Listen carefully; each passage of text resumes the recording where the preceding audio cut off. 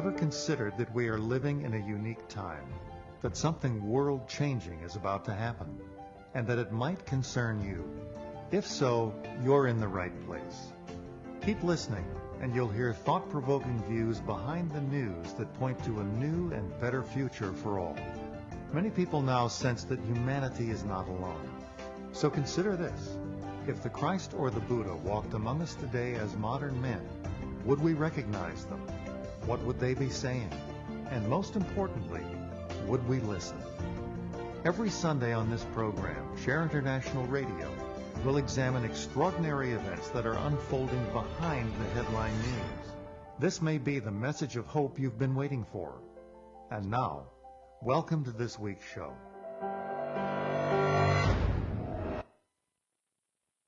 Welcome indeed to this week's show. This is your host, Diana Gold Holland, helming the broadcast from today's sunny Vancouver, BC, Canada.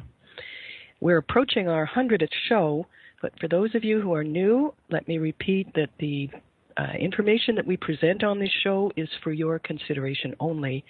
If it has the ring of truth for you, be sure to investigate it further and to share it so that it can have the broadest impact possible. Our show premises are 3 in number. Number 1, we are not alone. Number 2, we have help of an extraordinary nature at this time in the fact that great teachers, perfected masters of wisdom, are emerging now onto the world scene to help guide us through the perilous transition that we are making now into a new age, the age of Aquarius. At the head of these perfected masters of wisdom, also known as the hierarchy, a spiritual hierarchy of this planet, stands the Lord Maitreya, the master of all the masters, who is emerging now very rapidly, as we said, onto the world scene. This story has been in progress since the advent of Maitreya into the world, which was July 19th, 1977. So pretty much almost exactly 40 years ago today. And his love, his knowledge, his wisdom have been pouring out into the world ever since and effecting changes in our receptivity and our nature as well. His energy is the energy of love. He is the Christ principle bearer at this time of change into the New Age, just as other great teachers have come before him in the person of people like Jesus, Buddha, Krishna, all great teachers sent at the beginning of a new age to help humanity into a new understanding of our relationship with divinity and with one another as one human family. So today, the subject of our show is the power of love, Maitreya's understanding of the nature of love, and how it is redefining our world today. My guest is Patricia Pitchon, a London-based freelance journalist who has contributed to Share International magazine, from whence we get much of our information. She has contributed to that magazine since 1983, and she's also authored a book called Searching for Maitreya that describes in part some of her encounters with him. Together with a BBC colleague, Brian James, she transcribed many of Maitreya's teachings from being in contact with members of the London Asian community, where he had made his first and early appearance starting in 1977. He was living as an ordinary man in that community, awaiting to come more openly onto the world scene as humanity invites him forward. So Patricia was able to ascertain some of those early teachings in the Asian community, and she's also done interviews with Benjamin Krem's master, one of the masters of wisdom.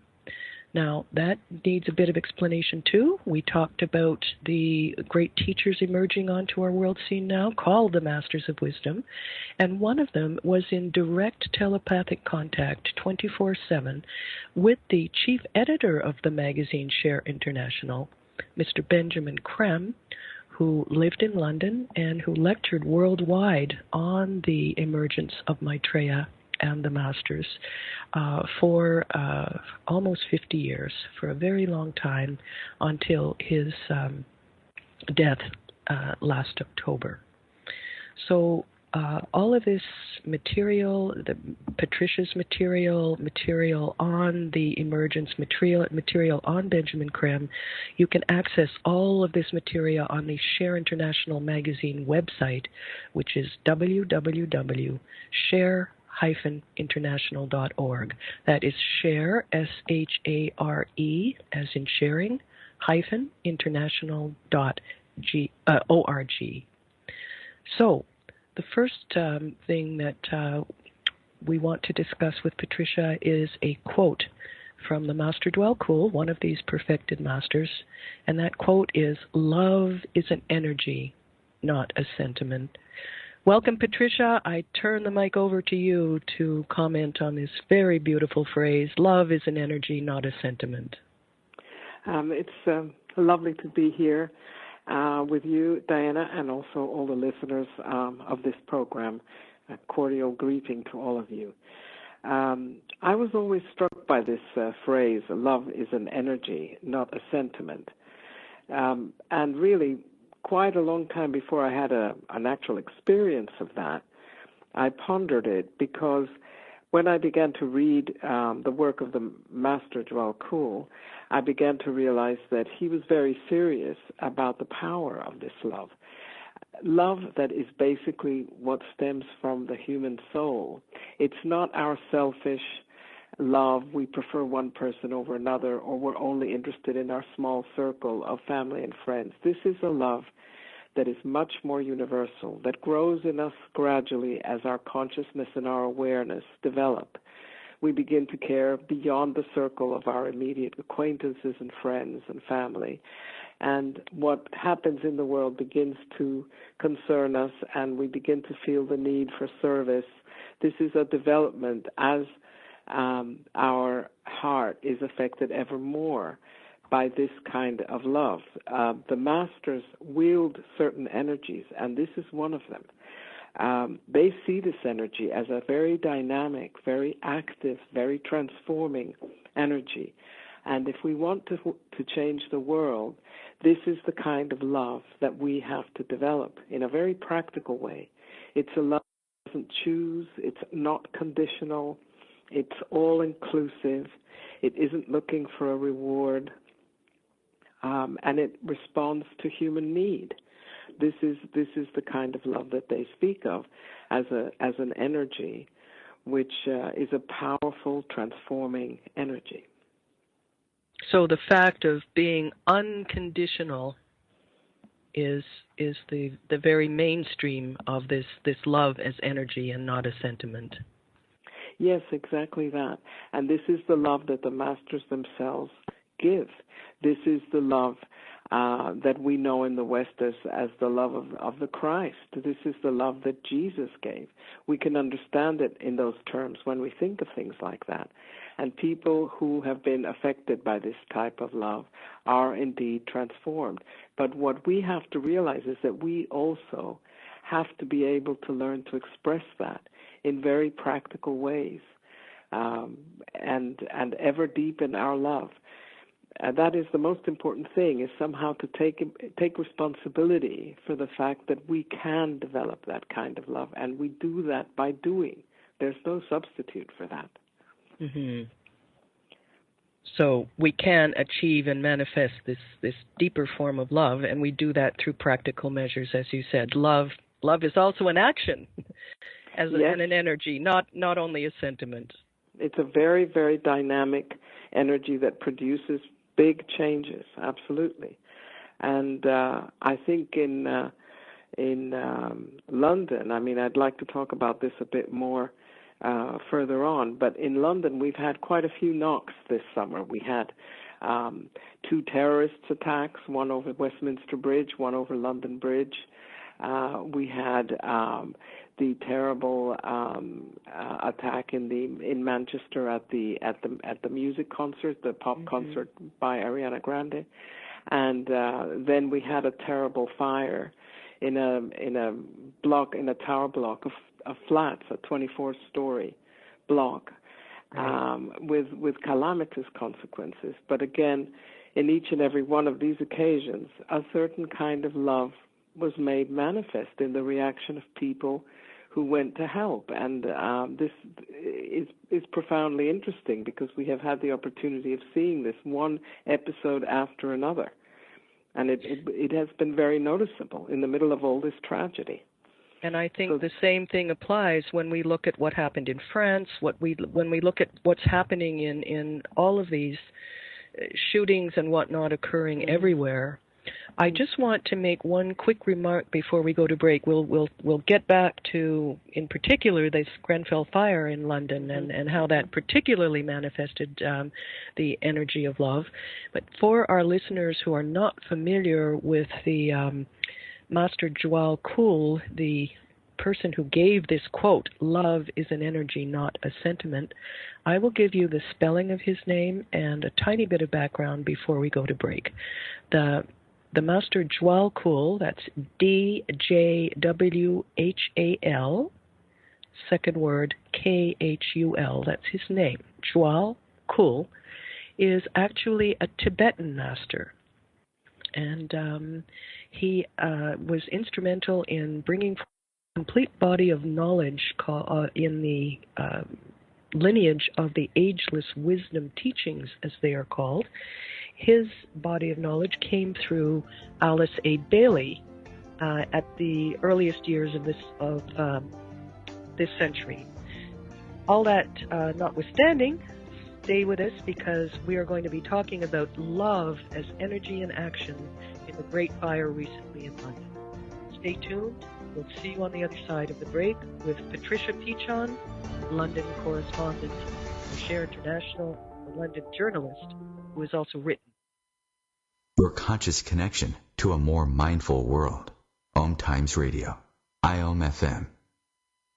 Spiritual, metaphysical, green living, psychic, alternative healing, life coaching. Do any of these or similar terms apply to your business or cause? If so, you are in a niche market with a very specific audience. Conscious Gate PR is the world's leading conscious public relations agency. With a global reach of over 4 million and growing, we offer comprehensive media campaigns to our targeted market. Learn more at ConsciousGatePR.com. Conscious marketing for conscious minds.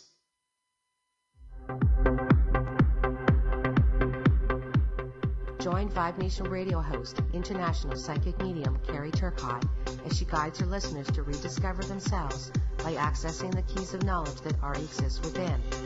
Each week's show is divinely orchestrated to intertwine with the universal energies, allowing the listeners to go deeper within.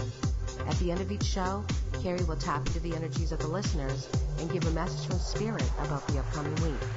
If you really want to get to know who you truly are, join Carrie each Monday at 3 p.m. on Vibe Nation Radio. Want to help build the coming golden age? Want to experience the Aquarian energies of love, light, and power? Transmission meditation is a simple way for you and 2 or more friends to do just that and accelerate your own spiritual growth at the same time. Check out Transmission Meditation at shareontheairradio.org. That's shareontheairradio.org.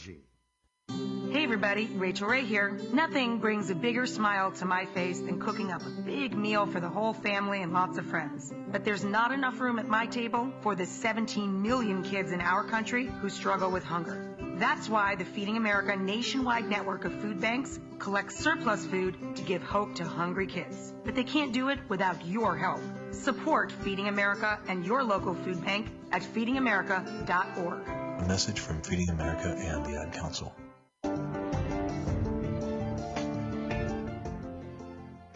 Hello, welcome back. You're with host Diana Gold Holland and our guest Patricia Pitchon, London-based journalist in London. Excuse me. I misspoke myself just as we went to break. Patricia's not a correspondent for Share International magazine. She is a contributor. So I want to straighten the record on that as we come back now to discuss the Grenfell fire that happened on 14th of June of this year in London, England, a 24-story, 220-foot high building block, a tower, of public housing flats in the area of North Kensington, Royal Borough of Kensington and Chelsea, West London, tragically occurred.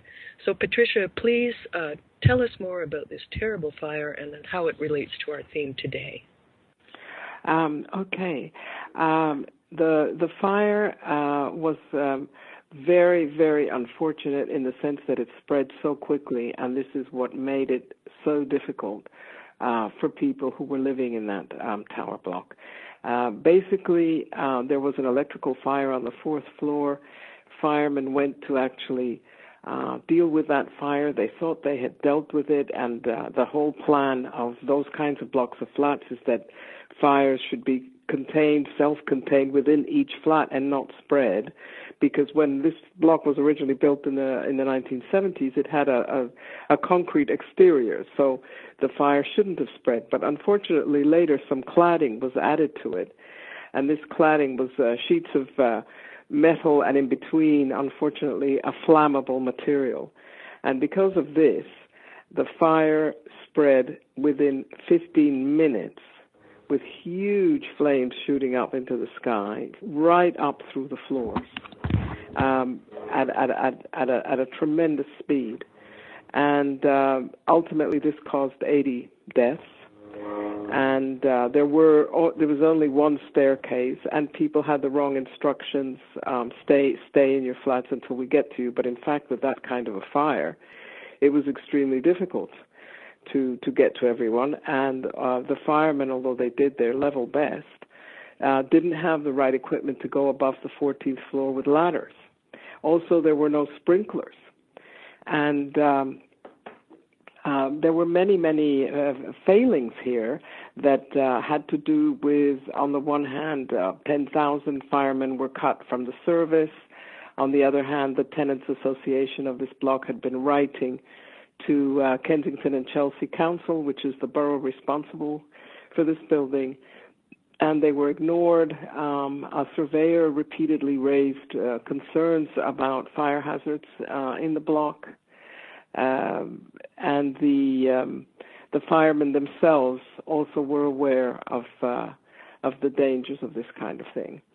So how could this have actually happened? No sprinklers and, no sprinklers. And one stair. There was no legal obligation on the developers, apparently, and there were very confused instructions to developers about blocks and building and the fire regulations and things like that. It was really, really a very enormous, shameful, systemic failure in that respect. So this level of bureaucratic inertia, not responding to people's concerns, and unfortunately carried on as this fire spread, because what immediately happened was that residents in the area all came forward as people were, racing down the stairs and trying to leave the building and trying to get out. And there was instantaneous offers of help of every description. There were people coming with bottles of water, with clothing, with all sorts of things. There were also quite a few famous people who also made an appearance. One was a very well-known chef here called Jamie Oliver, who also cooks on television, and he has a restaurant not far from that building. And he put out through the social media that whoever could come was perfectly welcome to come and have a free meal and have some shelter there. Anyone could come. Yes, he's very well known in yes. North America as well, where his programs are broadcast. Yes, well, he was a very quick responder. The wife of our former Prime Minister David Cameron was on the scene early on. She went to a church called St. Clement's, and it was there with bottles of water and all sorts of things, and many ordinary people. And it's a very interesting mixed sort of area. You had Muslim aid charities, you had Sikhs, you had the communities from the surrounding churches. All these people were coming together to give whatever help they could, and lots of people also on social media saying, you know, I have a free bed, or you can come and stay, you know, please contact me, I have some room, because it took some time to reallocate people, and the council itself, the officials of the council, their response was very slow, in contrast to the response of people spontaneously responding to something so terrible and just being there and doing very practical things. The churches and the mosques and all these community centers, all these people responded very quickly, and just ordinary people in the area as well. And other people came from other areas and also brought food, brought all sorts of stuff. What was really dreadful was that because the instructions were to stay in place until someone came to rescue you, in the end, there were desperate mothers who actually threw their babies and their young children from the windows. There were about 10 of these at least. And one very heroic man who was the neighbor of one particular woman kept saying, I'm down here, I'll catch her, please, don't worry, you know, throw her out of the window, I'll catch her. And he did. It was a 4-year-old girl, and it was 5 floors up, and he caught her. But it's believed the mother of this child perished.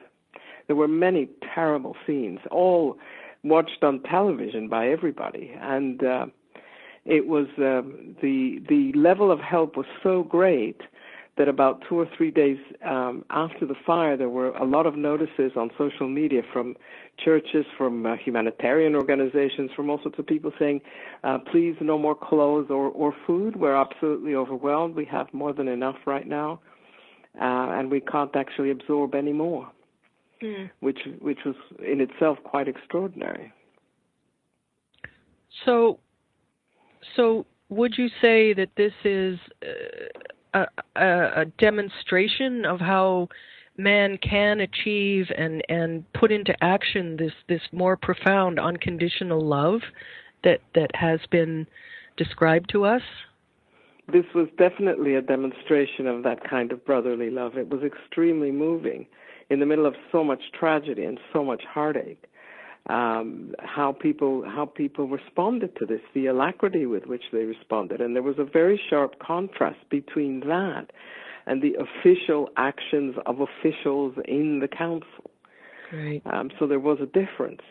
I mean, just to give you a sort of an example that I directly came across, I went to my local laundrette, and there were some lads that work in there, and it's also dry cleaners.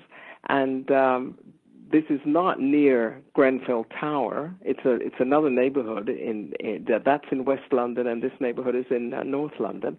And we were talking about what had happened, and they told me that as soon as they realized what was happening, they took all the dry cleaning that had not been collected for over 2 years from the dry cleaner section of the laundry, put it into one of their cars, and it was more like a station wagon, and 2 or 3 of them rode in this car and went directly down there to distribute clothing.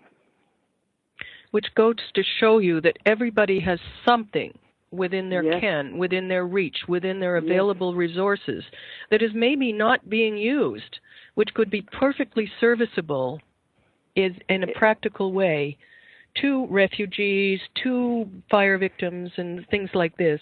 Absolutely. And, I see, Patricia, this same kind of thing is happening. We are having very big forest fires, which happen yearly but are getting worse with all of this climate change. They're actually of disastrous proportions. Mm-hmm. And again, the stores, the grocery stores and other stores are putting up signs that they are collecting relief money and materials to send on to these people. Mm-hmm. So, and it's all neighborhoods. It's all people that are ordinary people in their neighborhoods. People. Exactly. That is what has been so striking here as well. Indeed. Extraordinary. So it's a proof that it can be done. We just need to share differently, and it's no skin off our backs that 2-year-old clothes go useful. Yes, go useful is a good expression for that. Exactly. I mean, I was quite amazed that that's what they came up with, but it's so practical. Indeed. It's just immediate, and there they were with clothing and all that. I want to just mention to our listeners that we are basing our discussion on a particular article that appeared in the December 2016 edition of Share International magazine. It is a compilation on page 10 called The Need to Love.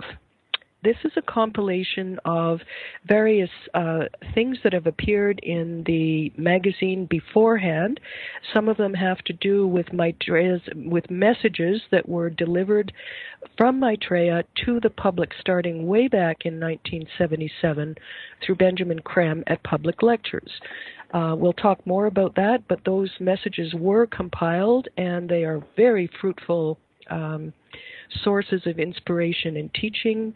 There are other sections here based on the monthly article that appeared from Benjamin Creme's own personal master at the front of every publication of Share International. He said that he would provide these articles for as long as he considered it useful, and did so right up until now, when we are repeating, or when Share International is bringing them forward again as totally timeless. There are quotes from Mr. Creme's books, etc., in this compilation, and I invite you to go to www.share-international.org, look up the December issue, and find the compilation for yourself.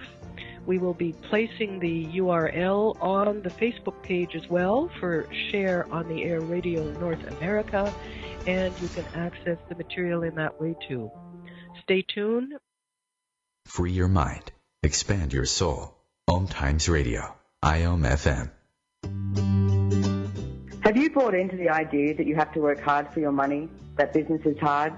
I will share some dynamic access consciousness tools to get you out of your own way so you can create a business that actually succeeds.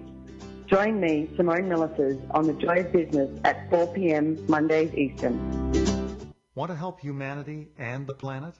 Transmission meditation is a simple but powerful way for you and 2 or more friends to do just that, and dramatically accelerate your own spiritual growth. You can read the book on transmission meditation free online. Visit shareontheairradio.org for details. That's shareontheairradio.org. shareontheairradio.org. My name is Dale Pazinski, and this is how I live United. I volunteer with United Way, helping the homeless in my community by teaching computer skills and helping them build a basic resume to save on their very own USB drive. It's huge when somebody says, "Hey man, that job that you helped me apply for, I got it." My name is Dale Pazinski. I help people achieve financial independence. So I don't just wear the shirt, I live it. Give, advocate, volunteer. Live United. Go to liveunited.org. Brought to you by United Way and the Ad Council. Welcome back. We're here with guest Patricia Pitchon today, discussing the energy of love and how it is transforming the world today. We are basing this, as I mentioned before the break, on a compilation in the December issue of Share International magazine entitled The Need to Love. The second item of that compilation has an absolutely wonderful quote, which I'm going to invite Patricia to comment on. And that quote is this. Here we go. "Shortly, we'll begin a process of transformation unlike aught seen before." And Patricia, you take it further, and it continues. Yes. Indeed. It continues. This is from the Master's article of that December issue. And he prefaces this by saying, "However he may try, man cannot live without love." And then he adds, "Shortly we'll begin a process of transformation unlike aught seen before. gone forever, the sight of millions starving, the daily heartache of the dispossessed, the everlasting travail of the world's poor. Gone from sight and mind, the threat of self-destruction, the unholy terror which has humanity in thrall. Gone, too, the lack of trust which curbs and limits every man's action and sets him against his neighbor and himself. All this shall man achieve by demonstrating love. And I think this is particularly relevant to what we were just talking about, that people did throw caution to the winds in the face of so much tragedy. They came forward, they offered their homes, they offered what they could share. It was really very striking and very encouraging in the middle of so much sadness and so much loss. And this is the kind of thing that the Masters are concerned with, that we can respond with more alacrity to human needs on this planet at this moment. One of the greatest of these is hunger. Another is the help that people require when there are natural disasters or tragedies like this fire. It is to do with feeling connected, and the way that we begin to feel ever more connected is by responding, is by actually caring, is by giving that kind of love in that sort of way. And there's a wonderful statement from Benjamin Creme himself, also printed in this section, The Need to Love, in the December issue of the magazine. And it says, "Love is absolutely fundamental to our nature, and without its manifestation, we cannot continue to live. It is expressed by right relationship, manifesting through sharing and justice for all." And yes, when we look at that, this transformation process, unlike aught seen before, with that sharing. I mean, imagine when the Master says, "Gone forever the sight of millions starving." Yes, gone forever the sight of millions starving. We know we have the wherewithal to feed everyone. Yes, and we do know that. We do know that. And so if we can begin to respond with incidences like this fire or the fires here in Canada or what have you, it is within our ken to make gone forever the sight of millions starving. And I think that's the kind of thing that is being pointed out. Look at his second statement. Gone from sight and mind the threat of self-destruction, the unholy terror that has humanity in thrall. Look at our current political situation. I mean, are we not skirting this very thing?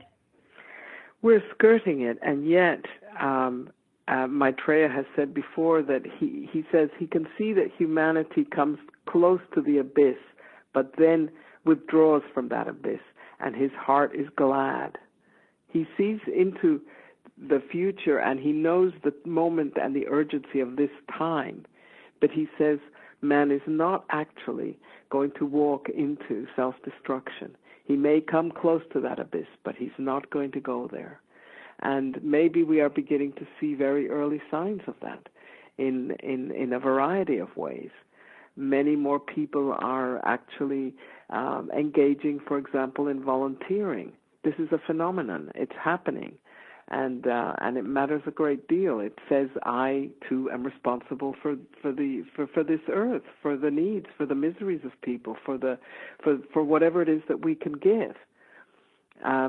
One thing that struck me when we were just talking about the Grenfell fire is that within a very short time, I got an email from the institute where I trained as a psychotherapist, because I actually did that training as well and finished it in 2003, and I've been working part-time as a psychotherapist ever since then.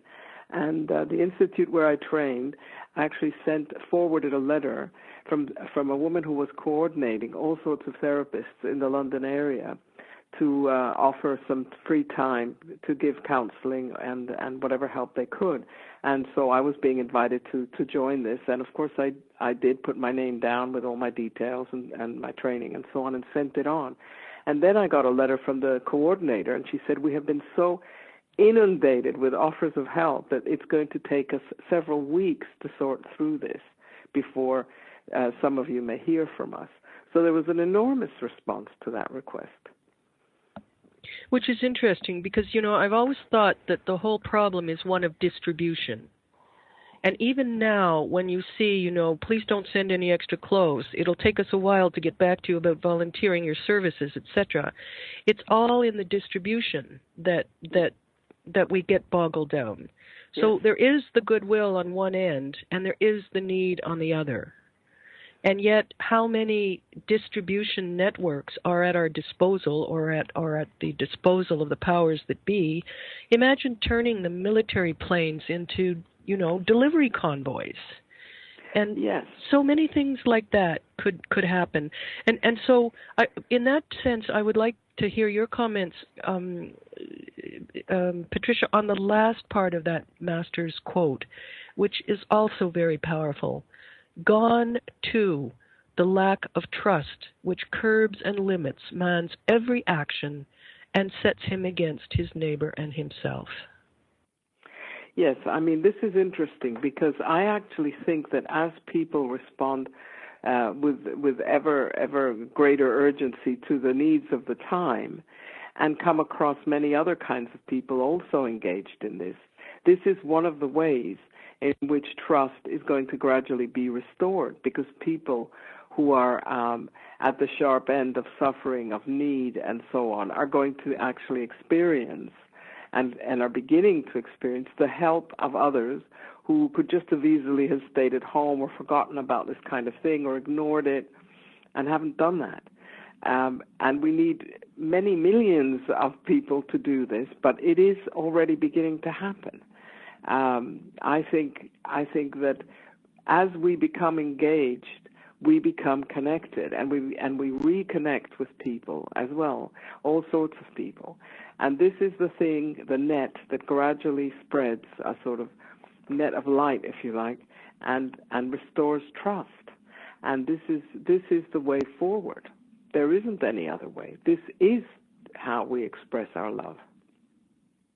And this is indeed the name of this article, Love, the Way Forward, by Benjamin Kremsmaster. And I would like our listeners to know that there had been a compilation in, I believe, 2004 of the Master's articles at the beginning of Share International magazine since its inception in 1982. So that was published, and now, just weeks ago, came out a new release, A Master Speaks Volume 2, which has the subsequent Master's articles all in book format. So this is essentially hot off the press. And these articles from the Master provide, Benjamin Kremsmaster, provide so much food for thought. The mere fact of reading these messages, which are timeless, and actually thinking about them, I believe, and so do many others, put certain energies out into the mind belt where they can be captured by others who are sensitive to them. And in that way, we share on a mental level as well as the physical. It's very interesting what you're saying, because I think that connects very well to another quote from the Master Joel Kuhl, who says, as evolution proceeds, it shows itself as a gradual expansion of the love faculty, passing through the stages of love of mate, love of family, love of surrounding associates, to love of one's entire environment. Patriotism gives place later to love of humanity, often humanity as exemplified in one of the great ones, meaning one of the masters. And he adds something else that's very interesting. He says, as man in service learns the power of love in its occult significance, meaning, in the aspect of the hidden knowledge of the power of love, he spends and consequently receives. He lives the life of renunciation, and the wealth of the heavens pours in on him. He asks nothing for himself and is the richest man on earth. Oh, I think you need to repeat that. It's quite wonderful. It's really sort of setting out the path, Yeah, he says, exactly. He says, as man in service learns the power of love in its occult significance, he spends and consequently receives. He lives the life of renunciation, and the wealth of the heavens pours in on him. He asks nothing for himself and is the richest man on earth. And really, this ties in with the idea that the love that the Masters are talking about is the love that doesn't require a recompense and doesn't ask anything for oneself. It's a giving without thought of being rewarded for it. And when you give in that sort of way, you are really giving from your soul. And that in itself calls forth those riches, you know, what the Master calls the wealth of the heavens pouring in on him. Really, you're giving love and you're receiving ever more love, and you give more of it and you receive still more. That's what he's referring to. But we have also the fact that when you do that, when you give that love, you are escaping your fear that there is not enough, that there never will be enough. Exactly. That you are personally in lack, etc. It is the breaking down of many, many very strong conditionings that are all based on fear, which I believe we say is, it is not hate that is the opposite of love, but fear. Absolutely, absolutely. And you lose your fear because you discover this occult principle. The more you give, the more you receive. I think St. Francis of Assisi also referred to that in the great St. Francis prayer. That's what I think he was referring to. Because this is actually something for each of us to discover personally and directly, that this is true. This is in fact true. And indeed, and as I recall in the Alice Bailey teachings previously referred to, it says, "To those who give shall be given again. To those who give shall be given, so that they can give again." Yes, that's exactly right. Pretty heady stuff. But beautiful and practical. And true. Mm-hmm. And a demonstration of love as energy. Stay with us. We'll be back on the other side of the break to continue this time. Free your mind. Expand your soul. OMTimes Radio. IOM FM. The number one reason girls drop out of school in sub-Saharan Africa is lack of access to feminine hygiene products. The Pads for Schoolgirls Project, an outreach of Humanity Healing International, is changing this paradigm by setting up sewing programs at schools, teaching girls a vocational skill, while producing the reusable pads that help keep them attending classes. The girls pay it forward by making and giving pad kits to other girls in need. To learn more, visit humanityhealing.org. Humanity Healing is where your heart is. Hi, I'm Kelly Fox, host and astrologer of The Astrology Show. Each week, I'll give you access to the current transits, which are a valuable tool that provide astrological information to help unlock the potential each of us has. Understanding the stars can help steer us in the right direction to make better informed choices. So if you're wondering what's going to happen in your week ahead, be sure to tune in to The Astrology Show for guidance. Mondays at 9 p.m. Eastern Time. Share International Magazine is unique in the world today.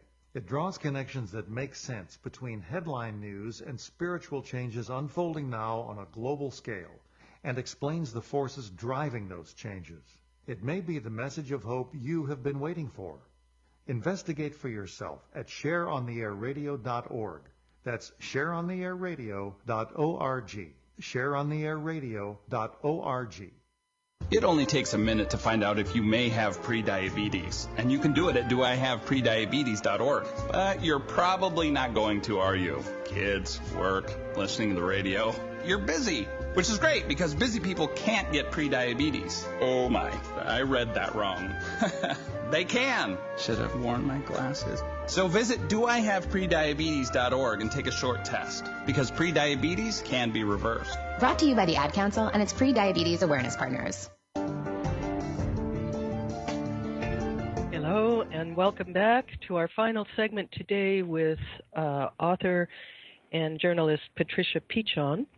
In a minute, I will ask Patricia to read a quote from the Messages from Maitreya, again in this compilation in the Share International magazine, December 16 issue, page 10.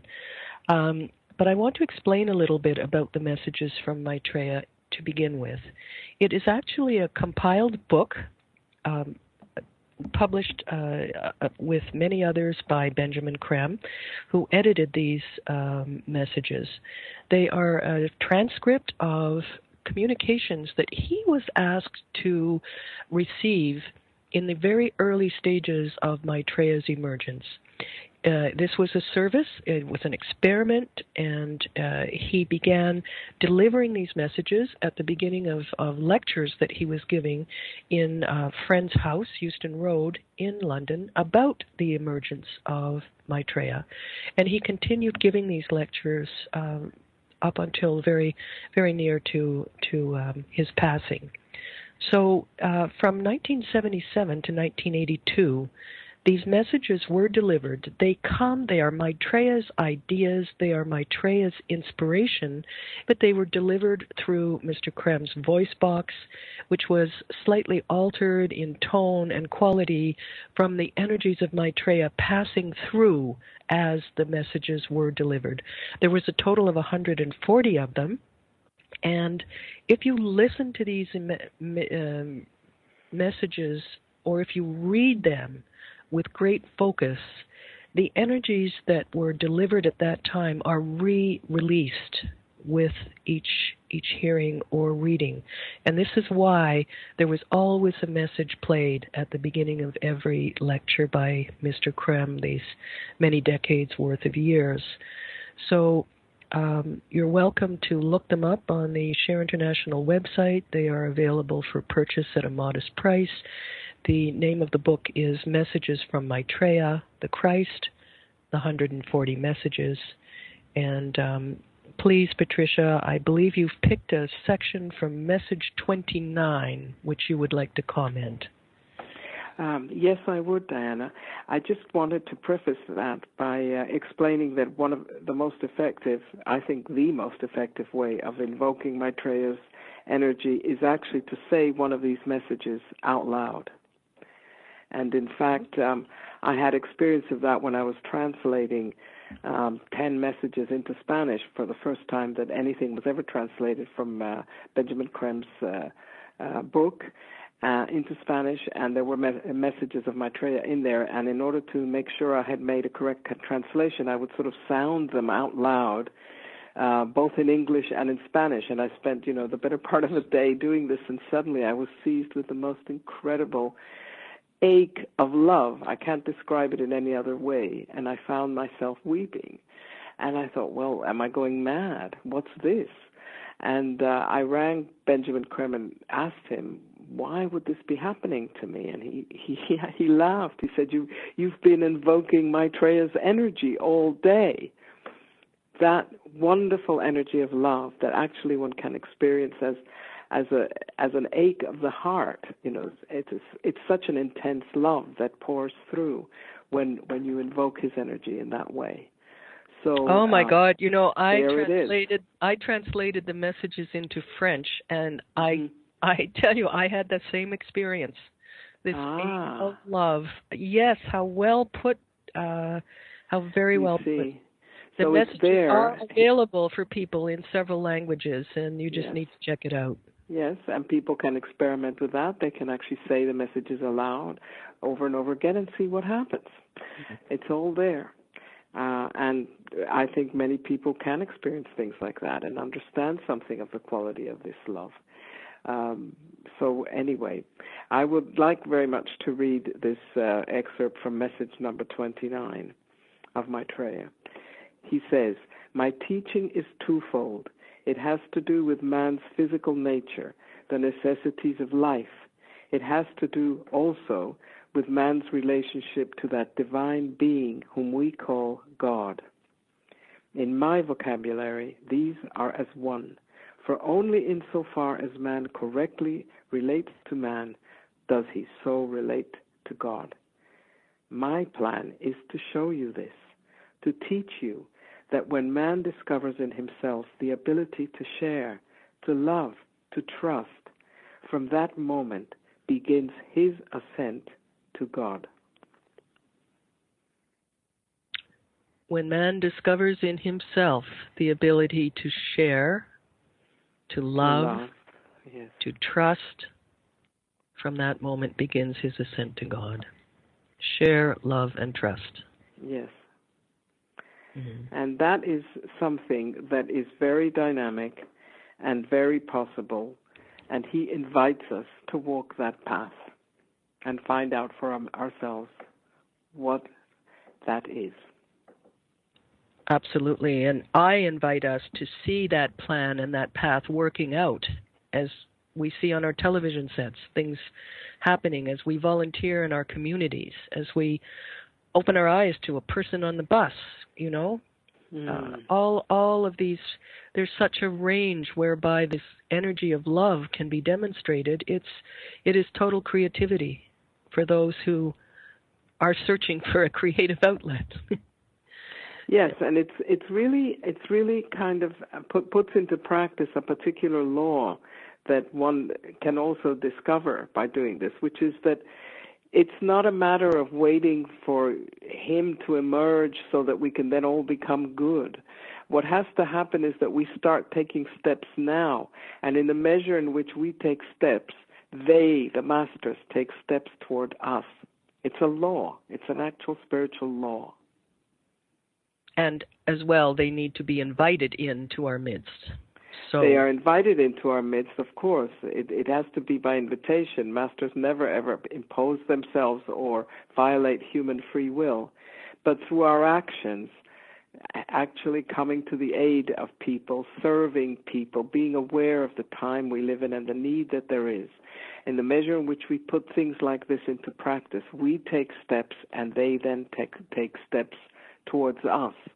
In fact, in a series called the Agni Yoga series, which also has the teachings of these masters in them, there is a statement, if you take a step towards the master will take 100 steps towards you. That's right. Let me refresh for our listeners the Agni, A-G-N-I, Yoga teachings. Series, yes. Books. Yes. This is produced by another great disciple working directly with the masters. This was Helena Roerich. Yes, a Russian woman, and this series actually reproduces some of the other masters' writings as well as some of Maitreya's writings, even though he isn't mentioned as the author of some of these writings, but. Some of the masters are mentioned directly. The master who was Madame Blavatsky's master, the Master Maurya, an Indian master, he's mentioned in the title of one of the books. I think it's called Leaves from Maurya's Garden or something like that. There's several books. They have a certain very elevated tone, but they are quite powerful in the ideas that they present to us and the invitation that they present to us to actually act. Yes. We're coming up very closely to the end of our show, so I want to present some further possibilities for our listeners to follow up on the most modern of these teachings, those that have come through Benjamin Creme. First of all, there is, of course, the December 2016 issue of Share International magazine, which we've referred to several times. There are many other compilations in Share International, too, including The Future Before Us, The Environment, many of Maitreya's individual teachings. Check out the compilations on the website, www.share-international.org. And if you are totally new to this information, be sure to check out the introductory tour that you can access from the home page. It will give you the complete background of the arrival, emergence, priorities and plans of the Lord Maitreya and the other great teachers emerging now into the world. It's fundamental to have that basic information, and for many of you it will prove quite an elation. There are also 4 free book downloads of works by Benjamin Creme on the website, 4 free book downloads, including one on transmission meditation, a meditation for the New Age, which was introduced by Benjamin Creme's master through Benjamin Creme. There are now transmission groups in many, many, many, many, many cities of the world, and this book shows you how you can easily set up your own transmission meditation with 2 or 3 friends, why you would want to do that, but mainly it gives you a simple and powerful way to help make the world a better place at this time by working directly with the Masters of Wisdom in stepping down and anchoring powerful energies of love, light, and synthesis. It is a very simple practice that does not ask you to give up any of your other practices or habits or what have you. So an extremely valuable free booklet download, as well as the other 3. So lots of material here for those of you who are new to find your way through this, and many demonstrations today how the advent of this required love energy pouring out into the world is finding a home in human beings who are now considering ourselves one human family and responding unconditionally and generously to the needs of our fellow man. Love is not a sentiment, it is an energy, an unconditional energy that responds to need. Patricia, thank you so much for being my guest today and for elucidating on this theme so very powerfully. Thank you, Diana, for inviting me onto your program.